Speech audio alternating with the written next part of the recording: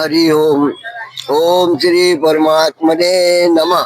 ओम श्री सरस्वती नमः। स्वस्ति श्री गणेशाय नमः। ओम श्री सद्गुरु चरण कमलेभ्यो नमः। ओम श्री माते पितृ चरण कमलेभ्यो नमः। ओम नमो ब्राह्मणेभ्यो नमः। ओम श्री रामदूत हनुमते नमः। ओम श्री सरस्वतीभ्यो नमः। ओम श्री सर्वदेवेभ्यो नमः।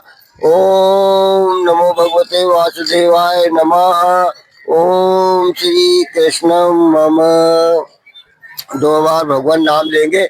गोविंद जय जय गोपाल जय जय राधा रमण हरि गोविंद जय जय राधा की जय जय रुक्मणी की जय जय सत्यभामा की जय जय सुभद्रा की जय जय गोविंद जय जय गोपाल जय जय। प्रातः स्मरणीय एवं सायं वंदनीय श्री सद्गुरु भगवान अपनी करुणा से उपस्थित संत भगवान आचार्य चरण हमारे मनीषी विद्वत समाज एवं देवियों, हम सभी निश्चित रूप से सौभाग्यशाली है जो द्वारकानाथ के छत्र छाया में भगवान का भजन कर रहे हैं, द्वारकानाथ का भजन कर रहे हैं।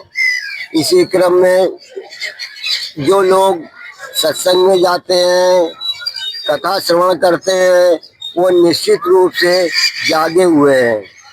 जो जागा हुआ है वो अगर सुनेगा कथा तो उसको याद रहेगा। हम सभी यहाँ पर आए हुए हैं, कथा सुन रहे हैं तो जागे हुए हैं। जागे हुए को एक रामायण में चौपाई आई है, जानिए जबहि जीव जब जागा, जब सब विषय विलास विरागा। तो हम सभी लोग जब यहाँ पर आए हुए हैं तो जागे हुए हैं, क्योंकि हमारे श्रुति भगवती कहती है उत्तिष्ठ जागृत प्राप्त ब्रह्म निबोधक सुरस्य धारा निष्ठा दुरत्या दुर्गस्थ पथस्य कवियो बदंती। उठो, जागो और महापुरुषों को प्राप्त करो। महापुरुषों की कृपा से ये दुर्गम मार्ग दुधारी तलवार की तरह इस पर चलकर पार हो सकते हैं। तो जागना क्या है यह भी बताया कि प्रभु प्रदत्त ज्ञान हम सभी को मिला हुआ है और उस ज्ञान में हम देख सकते हैं कि हम कहाँ पर पड़े हैं। विषय विलास में पड़े हैं या कामी क्रोधी लोभी मोही हैं, ऐसा हम देख करके और जहाँ है वहीं से भगवत स्मरण शुरू कर दें। अतः आप लोग यहाँ पर भगवान की कथा सुन रहे हैं, स्मरण भगवान का कर रहे हैं। भगवान ने स्मरण मात्र से अपने को सुलभ बताया है, तो जहाँ पर है वहीं पर भगवान का स्मरण शुरू कर दे। यही हुआ उठना। उत्तिष्ठ फिर जागृत। तो जब अध्यात्म में तो पहले उठा जाता है, भगवत स्मरण करोगे तो उठोगे, जब भगवत स्मरण करोगे तो ही जागोगे। और संसार में तो पहले जागा जाता है फिर उठा जाता है। तो हम लोग भगवत स्मरण कर रहे हैं अथा उठ गए हैं, उसके बाद उठेंगे तो जाग ही जाएंगे, माने विषय विलास से वैराग्य हो ही जाएगा, क्योंकि भगवत स्मरण कर रहे हैं। तो भगवत स्मरण करने से विषय विलास से वैराग्य हो जाएगा तो जाग जाएंगे। और जागे हुए के लिए एक ही मार्ग है, ऐसा बताया गया है, वो सद्गुरु शरण, महापुरुषों की शरण, दूसरा कोई मार्ग नहीं। तो जब जाग गए जाएंगे तो महापुरुषों की शरण में ही जाएंगे और कहीं नहीं जाएंगे। तो महापुरुषों की शरण में जाएंगे तो महापुरुष क्या करेंगे? महापुरुष हमें ज्ञान का उपदेश देंगे, ज्ञानो उपदेश दे करके, तत्व ज्ञान का उपदेश दे करके हमें इस दुर्गम मार्ग से पार कर देंगे। जब हम पार हो जाएंगे तो हमारे जीवन में जीवन मुक्ति का आनंद लेते हुए इस भव सागर से निकल करके और भगवान के धाम में पहुंच जाएंगे। इसी क्रम में बताया कि जब सद्गुरु शरण दे हमें क्या मिलेगा? शांति मिलेगी। शरण से शांति मिलती है। शरण क्या है ये भी बताया।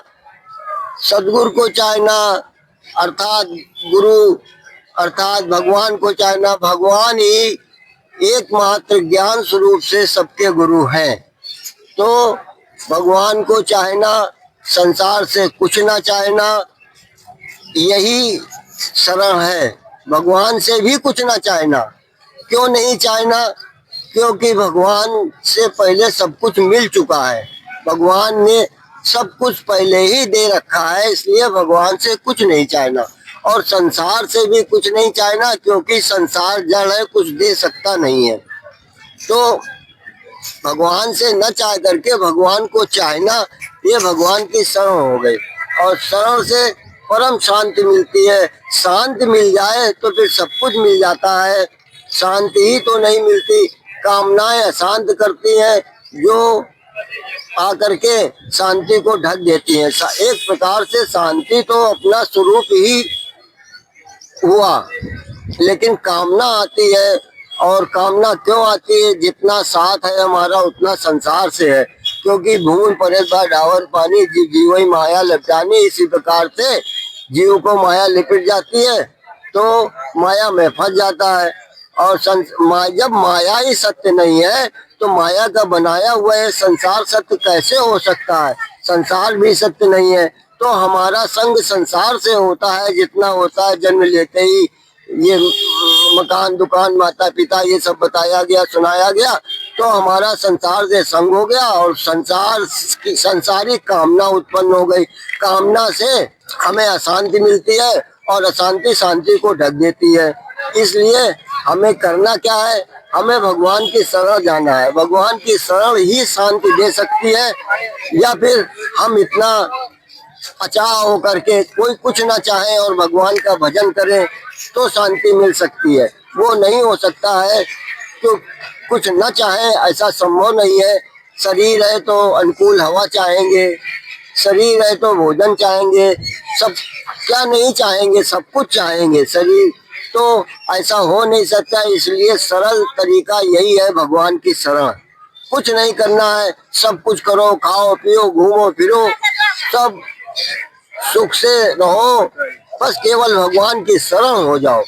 और अगर भगवान की शरण नहीं हो गए और शांति चाहते हो तो फिर हमें कुछ नहीं चाहना है किसी से।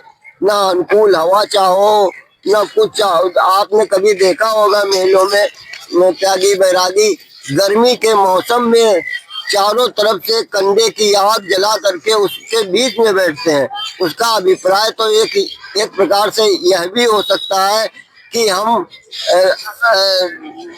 ठंडक भी नहीं चाहते हैं, गर्मी भी नहीं चाहते हैं, बहुत गर्मी चाहते हैं, आग में बैठे हैं। तो इस प्रकार से ऐसा करने से तब भी शांति पूरी नहीं मिल सकती है, पर कुछ साधना बनती है। तो सबसे सरल तरीका है भगवान की शरण। सब कुछ करते हुए, खाते पीते हुए भगवान की शरण में रहो, भगवान की सेवा करो। भगवान के लिए कुछ करना नहीं है। परमात्मा नित्य निरंतर मिला हुआ है। नित्य प्राप्ति की प्राप्ति करनी है। वो कैसे? भगवान की सेवा करो। भगवान की सेवा क्या है? भजन है। भज सेवायाम धातु से भजन बना है, ऐसा बताया गया है। जो भगवान की सेवा करो, भगवान की सेवा, भगवान की एक लड्डू गोपाल की मूर्ति अपने पास रख लो, अपने घर में रख लो। बहुत भक्त द्वारकानाथ के दरबार में लड्डू गोपाल की मूर्ति लेकर के भी आते हैं, मुझे बहुत अच्छा लगता है। तो वो लड्डू गोपाल को अपने घर में रख लो, स्थापित कर लो पूजा गृह में, और भगवान की सेवा करो। रोज नित्य मानसिक चिंतन करो। मानसिक चिंतन भी बहुत मुख्य बताया गया है कि प्रातः उठ करके अपना नियम पालन, जो नित्य नियम है वो निवृत्त होकर के, और फिर जो है लड्डू गोपाल को भगवान के पास जाकर के उनका श्रृंगार करो। मानसिक चिंतन करो कि गंगा जी से हम जल लाए हैं, भगवान को नहला रहे हैं, नहलाने के बाद में भगवान के वस्त्र बदल रहे हैं, भगवान के वस्त्र बदलो। श्रृंगार करता श्रृंगार के साथ हो जाता है। तो जो इस प्रकार से चिंतन और श्रृंगार करोगे वो भगवान के साथ हो जाओगे। उसके बाद भोग लगाओ, कहो हे प्रभु हम आपको खिलाने वाले कौन होते हैं? आप जगत को खिलाते हो, हम आपको क्या खिला सकते हैं? आप भोग लगाओ। इस प्रकार से भगवान के सेवा करो तो सेवा ये आपका भजन बच जाएगा। भजते ही कृपा करे रघुराई, भजन से ही भगवान की कृपा होती है। या तो फिर हमारे पास इतने पुण्य हो तो वो हम पुण्य अर्जित कर नहीं पाते हैं, इसलिए सेवा बहुत सरल है। सेवा से जो है भगवान सेवा भजन करने वाले के ऊपर भगवान कृपा करते हैं और कृपा से संत मिल जाते हैं। राम कृपा कर चितवई देही और संत विशुद्ध मिले पुण्य से ही, तो संत मिल जाते हैं और संत भगवान की मंगलमय कथा सुनाते हैं और कथा को ही सत्य कहते हैं। तो जब भगवान की मंगलमय कथा सुनाते हैं तो कथा श्रवण से भक्ति मिलती है। भक्ति कैसे मिलती है? सत्संग से स्वतंत्र को भक्ति मिलती है। जीवन का लक्ष्य परमात्मा नहीं है, परमात्मा तो नित्य निरंतर मिला हुआ है। परमात्मा के लिए कुछ नहीं करना है, नित्य प्राप्ति की प्राप्ति करनी है। जीवन का लक्ष्य है स्वतंत्रता, स्वच्छंदता नहीं, स्वतंत्रता। जो अपने स्व में अपने में स्व में शांत है वो स्वतंत्र है। उस स्वतंत्र को सत्संग से भक्ति मिलती है। स्वतंत्र को सत्संग से भक्ति मिलती है, ऐसे नहीं स्वतंत्र है। अच्छी बात है, जीवन का लक्ष्य प्राप्त कर लिया है, पर जब तक सत्संग नहीं करेंगे तब भक्ति नहीं मिलेगी और भक्ति नहीं मिलेगी तो भगवान मिलने वाले नहीं है। क्योंकि भक्ति जहाँ होगी भगवान को वहाँ आना पड़ता है। भगवान भक्ति के कारण है, भक्त के कारण नहीं है।